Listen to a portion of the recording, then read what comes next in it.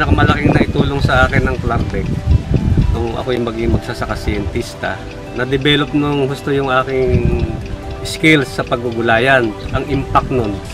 Lahat ng mga kabarangay ko rito, tsaka yung mga neighboring bayan na nakakarating, nakikita nila, na-observe, tapos minsan pinapractice pa rin dito yung mga technology. Ng kambing.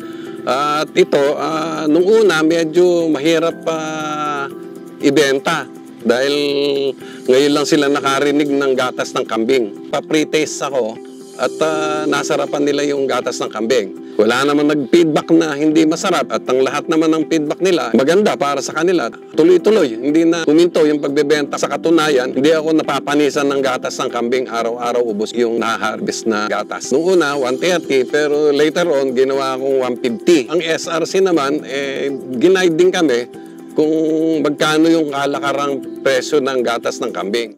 Tutunan namin magtanim ng purple rice na ito dahil sa nakita namin, obserbasyon namin ay hindi mo pa man na itatanim ay may presyo na kaagad.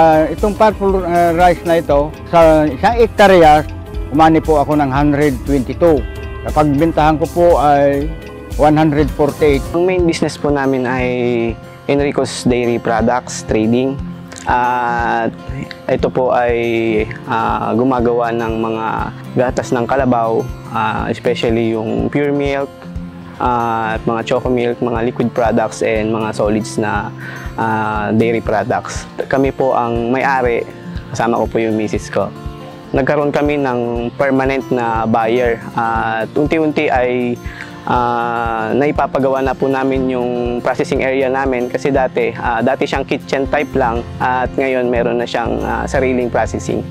Nakapundar na rin po kami ng sasakyan na pan-deliver at nagkaroon din po kami ng mga equipment na gamit namin sa aming pagpaprocess ng mga gatas ng kalabaw. Naway magtuloy-tuloy pa ang marketing ng Dairy's Tilapia Ice Cream at lumawak pa, nakasama kami.